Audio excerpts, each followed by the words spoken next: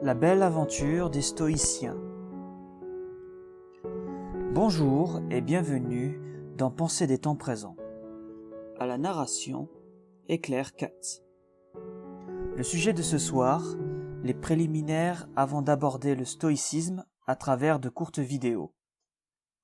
C'était une grande civilisation, une belle aventure de la pensée. Une épopée grandiose à l'origine de la civilisation occidentale. Bien que l'Odyssée des Stoïciens se fût achevée avec l'avènement du christianisme, et malgré les siècles, la pensée des Stoïciens est toujours présente. Le fantôme des Stoïciens est toujours présent dans l'âme de nos grandes discussions philosophiques.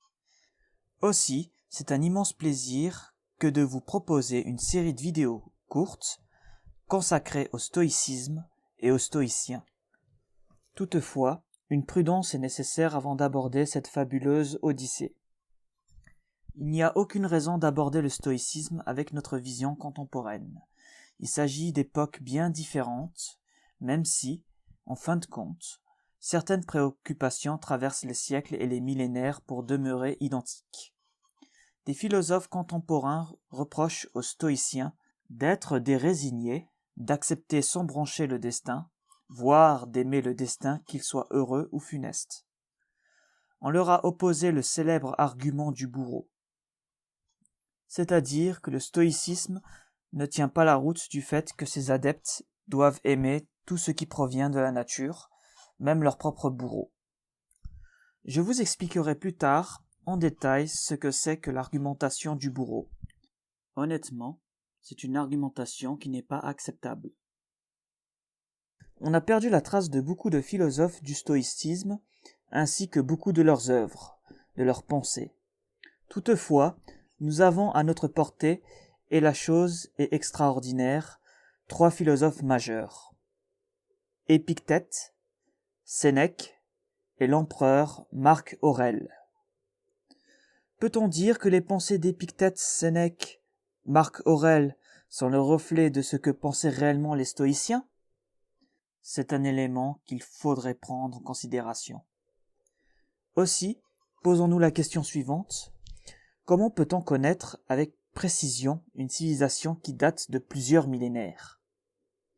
Bien sûr, les fouilles archéologiques.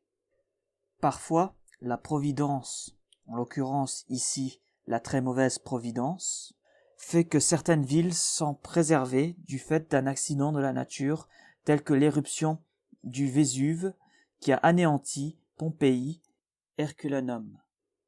Ces villes ont été bien préservées, quoi qu'il en soit, par l'intermédiaire de fouilles archéologiques. On peut découvrir des lieux de culte, des lieux de loisirs, comme les lupanars, des maisons, des villas, des théâtres, et ainsi de suite.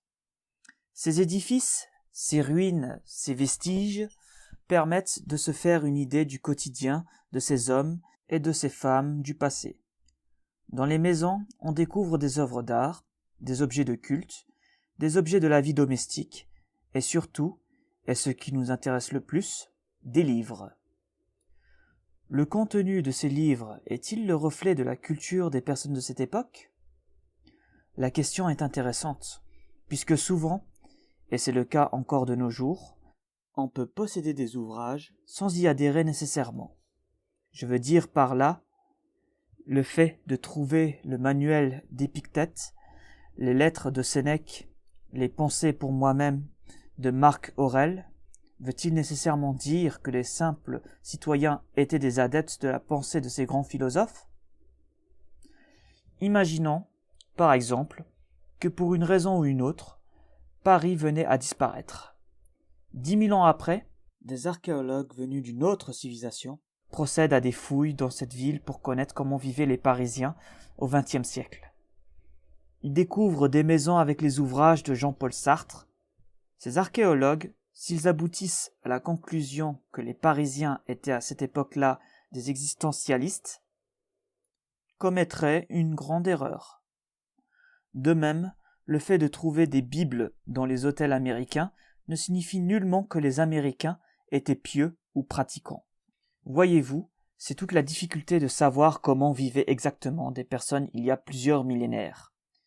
Aussi, Dans la prochaine vidéo, et dans toutes les vidéos suivantes, je tiendrai compte de cette donnée indispensable. Malgré tout, restent des penseurs prodigieux, des livres extraordinaires, un rêve infini.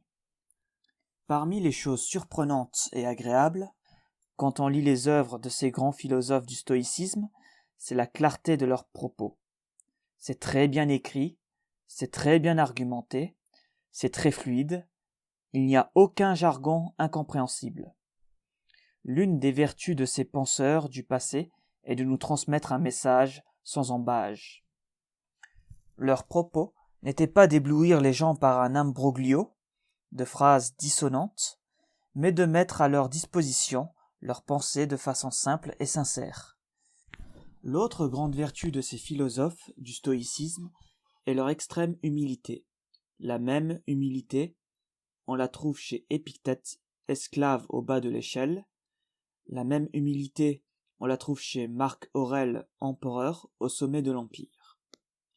Bien sûr, il y avait également ceux qui essayaient de brouiller le message par leur éloquence, par leur suffisance, par les équivoques tels que les sophistes. Mais ceux-là, l'histoire ne les a pas tellement retenus. Il m'a paru nécessaire de faire cette introduction avant de commencer notre belle aventure sur le stoïcisme, sur les stoïciens. Merci pour votre écoute et à prochainement, ici même.